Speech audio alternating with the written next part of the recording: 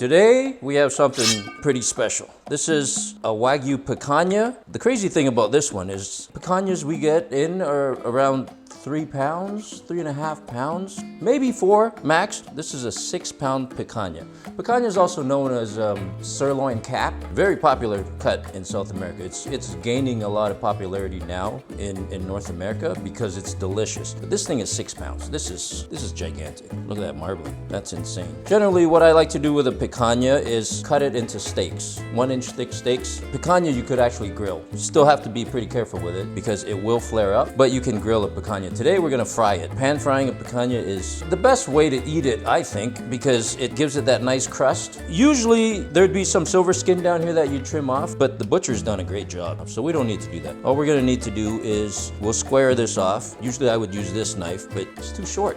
The picanha is too big today. I've got this this brisket carving knife that I'm gonna use. I'm gonna square it off first. Cut a thin piece off here just to make it nice and square. This piece is huge. Look at that. That's insane. All right, and now we're gonna take, cut it to the thickness that you like. I like about 1 inch. Look at that. Wow. If you were to grill it, maybe a little thinner, maybe 3/4 of an inch, just so it doesn't flare up as much. I wish I had a normal sized picanha to show you because this is double the size of what you get out of a normal picanha. These are incredible looking. This is the result of dedicating more than half your life to raising Wagyu with elite genetics. Ken's done an amazing job with this. I remember going into the barn and seeing this animal. He was at the front of the barn and I was like, holy man, that guy is wide at the shoulders. Not realizing he's wide at the rump too. Like this is at the back of the animal, hence sirloin cap. People like to trim the fat off the entire roast, but you don't get an accurate trim that way. I like to cut it into steaks first, and then I'll trim the fat off the cap. Now you do want to leave a little bit of fat because that is a lot of flavor, but you don't want that much because that's just going to be too fatty and it's going to be chewy. You know, with the fat you can keep it for tallow or for cooking vegetables. I like making fried rice with the fat. Like, look at that. That is delicious fat. So if I'm pan frying, I'll trim it to about there. If I'm barbecuing, I might want to go a little thinner because that's what's going to cause your flare-ups. The thinner you can make that, the more manageable of a flare-up you're going to get. You're still going to get flare-ups, but like, look at this fat. This is a lot of flavor. So that's trimmed down to about where you want it for pan frying. But yeah, we're just going to work on the rest of these, trim these down. I'm going to actually individually vacuum pack them and then freeze them so I have steaks for next couple months or a couple days if we go through them quickly. We brought this up to room temperature. It's ready to cook. What you want to do is you want to put it on, treat it like a strip loin basically. Put it on this fat cap strip. Strip loin's got a fat cap too, and render that down. So when you do that, you want to start at a lower heat. That way you render the fat slowly and you're not going to burn the fat. Last thing you want to do is burn it. Okay, so now you see all that fat that's rendered out? That's just from the cap. You want to cook that down so it's nice and crispy and it's not, a thick piece of fat that you're going to bite into. So now we're ready to lay it down on its side. What you want to do is turn the heat up a little bit. Not too high because you still want to slowly brown it. And just move that around. And it's in all that fat. You see that smoke coming off the pan? That's about the right amount of smoke you want. Any more smoke than that, then it's too hot. And if you don't have any smoke, then it's not hot enough. So move that around. Good 30 seconds. We're gonna flip it because we're gonna keep flipping it. Keep moving it around so you get all the parts of the steak touching that oil. If you're gonna be cooking this at home, you want to use a splatter guard.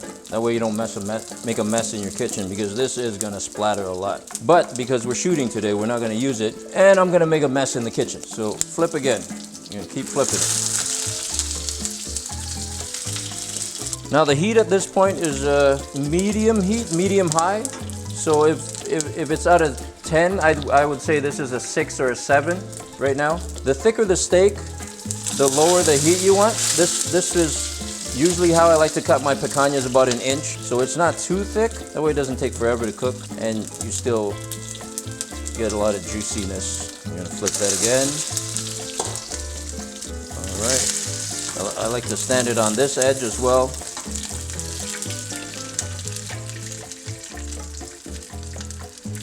Get all the edges crispy.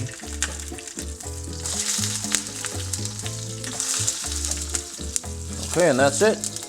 Now we're gonna pull this off, rest it. Now picanha you usually need to rest a little longer than a ribeye or a strip loin. Picanha I like to rest 6-7 minutes. The longer the rest, the better, because the muscle gets a lot more tender if you rest it.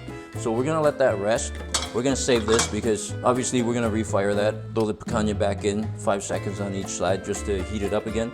Get the crust crispy again. Okay, so we've rested this. We've probably actually rested it for a good 10 minutes. Like I said, picanha, the longer you rest it, the better. It gets really, really tender. So we fired this up, got it ripping hot. Picanha for me, I like to eat picanha medium rare. Not so much on the medium side, medium rare, maybe more towards the rare spectrum. That's how I like my picanha. So this is gonna be about that. We're gonna just throw it in here, reheat it. That for 5 seconds. Get that nice crust on it. Throw it up here on the cap. Get that nice and crispy again.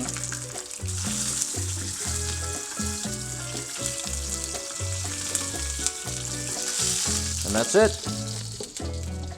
Okay, so now it's ready to season. Like I say, anytime I pan fry something that's super well marbled, I like to season it afterwards. You never want to put pepper on anything before you cook it because the pepper's just gonna burn.